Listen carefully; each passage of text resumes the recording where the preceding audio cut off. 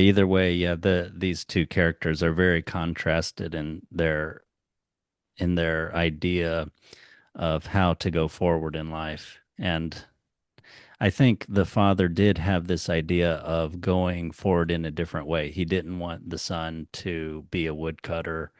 And yeah, I looked at it like he has the son go to school, so this is something that's like unfamiliar to him. He's looking to solve the problem of needing money in the future in a different way. So it does exhibit some kind of creativity or some flexibility.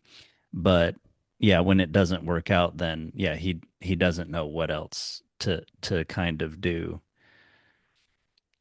And so yeah, so then the son kind of yeah, he does have some flexibility. So and maybe that comes from like you're pointing to with the childlike kind of play of his and his faith.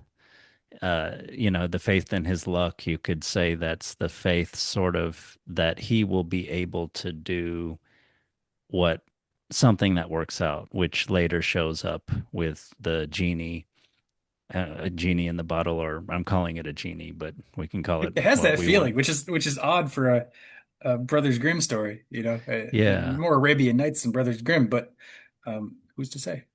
And I recently learned that the idea of the genie, like that we get from the Arabian Nights story, is actually that word, that genie in Arabic, is thought to have actually come from their contact with the West and is etymologically linked to the Roman idea of the genius.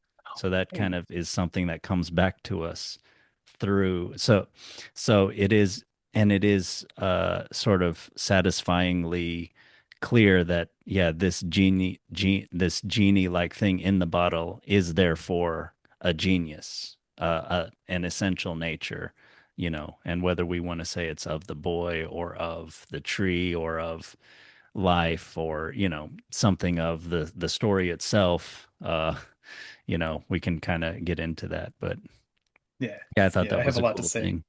about that, but that's neat. I hadn't really put that together. Like I've heard of the idea of the genius, both as like a personal entity in like Roman spirituality or religion or whatever you would call it, and then also like the genius loci, which is like the spirit of the place.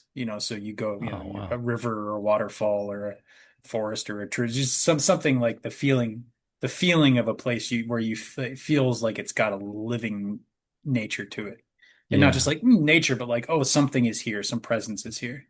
Yeah, I like that idea. I didn't know that there was something like that.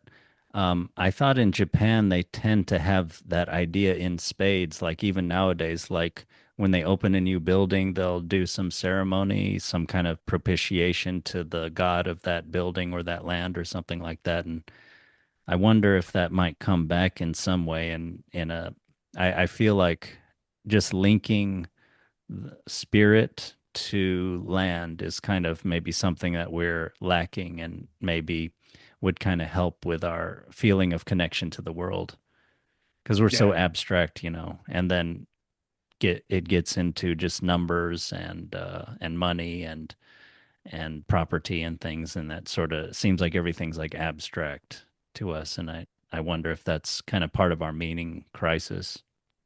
I would think so. I mean, I think it's impossible to have a meaningful relationship with something when you think it's an object, Yeah. Yeah, whether that's a that's a good person or a point. tree or a forest or a mountain or. Yeah. Yeah, yeah, that's a really good point. Yeah, you're objectifying it. It's separate from you, and it's to be just calculated or and not felt, not Hmm. not known with your whole being. Hmm. Yeah. Yeah.